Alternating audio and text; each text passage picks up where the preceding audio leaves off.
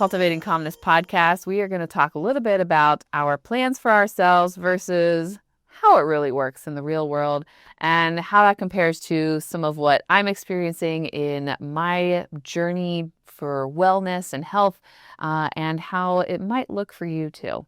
So today, I had a follow-up meeting with my nutritionist, and so talking a little bit about that, and just I've been talking about it for several months. Several months back, I got some testing done, found out where some of my levels were, where they definitely weren't where they were needed to be, and so I have been working for the last several months on eating better and working out more and trying to do things a little healthier and taking supplements and doing all the things. And sometimes all of the things can be a lot, and it doesn't seem like a lot. It doesn't necessarily feel like a lot when you just maybe lay it out in simplified forms. But if you spread it out and you look at all the whys and you look at all the things you're taking and why you're taking it and all the things you're doing, it can feel like a lot.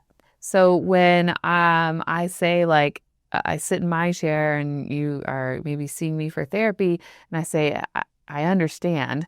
I do understand, at least from my perspective, what that can be like, because healing is not linear. It is not a one size fits all. It's not a, hey, you start here and, a week from now, a month from now, you're going to be all better. I think we have been trained to believe that in our, Western medicine, allopathic world, where you have a headache, you take a Tylenol, you feel better. But wellness is not like that. Wellness is a lifestyle. It's a change that you are trying to do for life. And that is hard.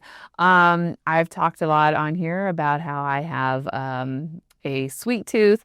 I have always had a sweet tooth and really craved and wanted and enjoyed sugar and sweet things. I know that's not everybody's kryptonite, I guess, but it is certainly mine.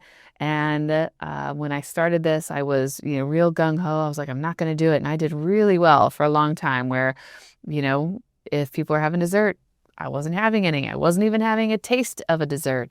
And then, after a couple months, of doing that and, making sure I was getting my protein and making sure I was hitting my macros and all that stuff, at least, trying really hard, it feels like, oh, this is getting old. Like, when am I going to see the results? And it's not that I haven't seen the results. I've definitely seen improvements.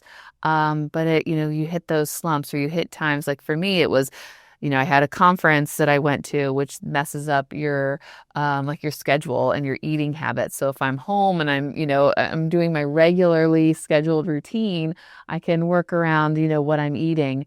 But when you're at a conference, now luckily this conference was, in town, but it was still, I was there all day, bright and early in the morning to after dinner time. And so basically all my meals were messed up, and, workout schedule is messed up, and, just being able to do things and be places was not normal. And so I feel like for me, that's where I started to get off track, because my routine that I had, even though it wasn't hardcore and everything was exactly at the same time and the same place and the same things, I was in a kind of flow, and that kind of started to set me off. And then I went to a second conference, which I did pretty good, because they had healthier food, and I had, there was a gym there, and I was able to do my workout, and that was okay, but it was still messed up my schedule. And so trying to stay on it and eat the right things and do the right things, because when you're sitting at a conference, you're sitting there and you just want to munch, you want to do stuff, because you're not doing really anything but listening to other people talk. So I did that. And then it was I don't know, 2 weeks after that or so, maybe 3. Then we had my conference, which was last week, or week and a half ago at this point, and it went great. But all those things just kind of put me in this place where it was feeling stressful. It was feeling like a lot. It was feeling making a lot of decisions. And so I'm just here to say that healing takes time, and sometimes we have setbacks. I would say that this is maybe a little bit of mine. Like, it's not a huge setback, but it's definitely one where I've gotten off course maybe a little bit. It feels a little overwhelming when you're having to like decide, am I going to eat that or not eat that? Like, I really want that ice cream. Believe me, I really want some ice cream.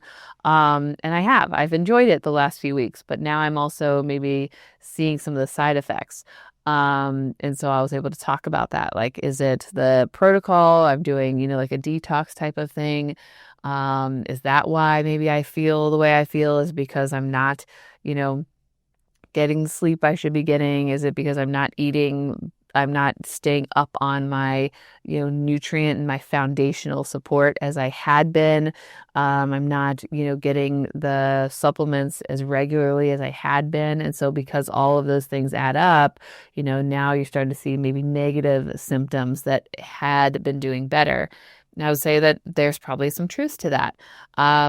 And so when you are going to therapy and you're making the health changes, and it just feels like you're doing it day after day after day, and, like, you maybe feel like you're at a plateau, like, that's normal. That happens. I'm experiencing it. I have clients that experience it. A lot of the health professionals out there who are in this field will say the same thing. My, nutritionist was also dietitian nutritionist was saying, she's experienced that. It's hard. It's not an easy fix. I wish it were. I wish I could just take a magic pill and poof, things would be better. And I wouldn't have to maybe work so hard at it. But we've also have to realize that, I have to realize even for myself that the way we've learned how to live and the way we were maybe brought up has gotten you to this place.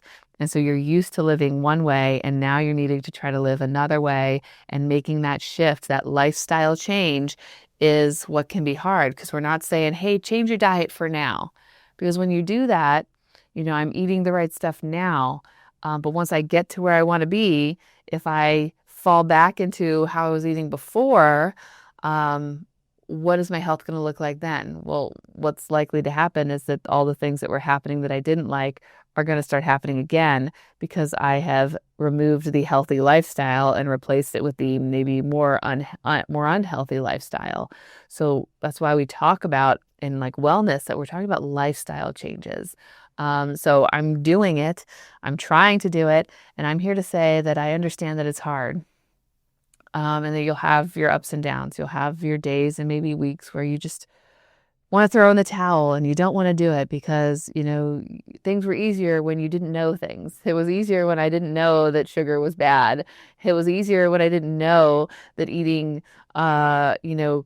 certain, like eating seed oils was bad. It was easier when I could just be blind to the things that are not helpful. But now I know. And so I am trying to do better, but it's much easier to do the wrong thing than it is to do the right thing. And that is not just for health and wellness, that's just in making choices every day sometimes. So as you are going through your healing journey, whatever that may look like, I just know that I understand. And many of us out there who are also going through it understand. And, get somebody who knows, get somebody who can support you through that, who can push you, can, encourage you along the way when you're just feeling like I can't do it anymore. I can't keep not eating the ice cream. I really want the ice cream. And they're there to say, hey, you know what? I'll not eat it with you. Or, hey, let's, not have it today, but how about you reward yourself on this day and you have it on that day? Or, hey, what if we find an alternative ice cream that, will be better for you, and taste as good? Or let's experiment so we can find out what that might be. Find somebody that can help you through that so that you're not feeling like you're in it alone. And maybe that's your practitioner.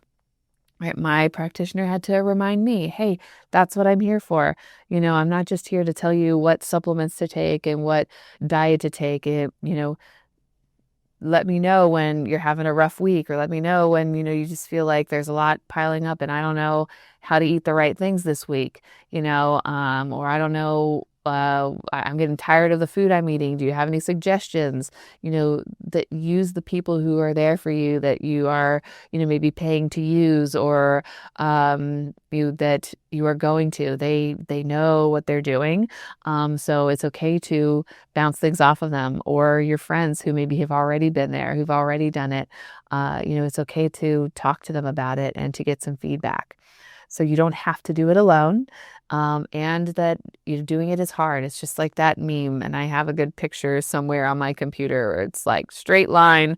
This is what we think life is going to look like. This is what we think our change is going to look like, our healing journey. But really, it's that twisty, turny, path. And sometimes it goes backwards before it comes back forwards. And sometimes there's a moat, and sometimes there's a bridge, and sometimes there's a valley and a cavern, and the different things that you're just going to have to go through and wind around and navigate through. And you're going to hit goal posts.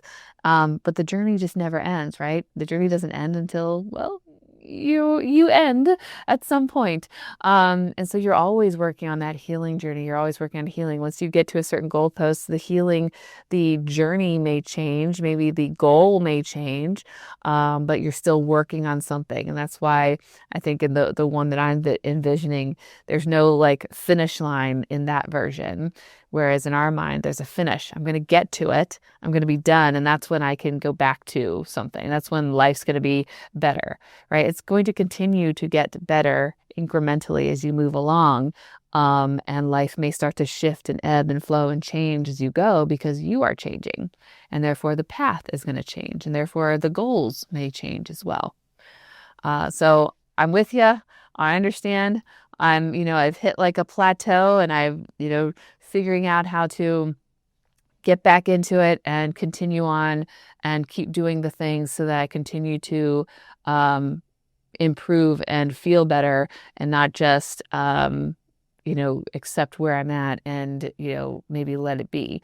So I've had some, food choices that maybe aren't the best. And, I do think I'm probably seeing the results of that. So needing to get back into making those healthier choices. Easier said than done sometimes. So if you're thinking you're alone, you're not. I'm right there with you. I understand. And just keep going. Find the things that are going to work for you. Find some, talk to people, find other solutions. They are out there. Maybe what you're doing isn't exactly the right way for you, and that's okay. So finding what will work and then continue on. That's just that little tweak. That's that little detour until you get right back on track. I'm doing it. You can do it. Thank you for joining me today. I'll see you again next week.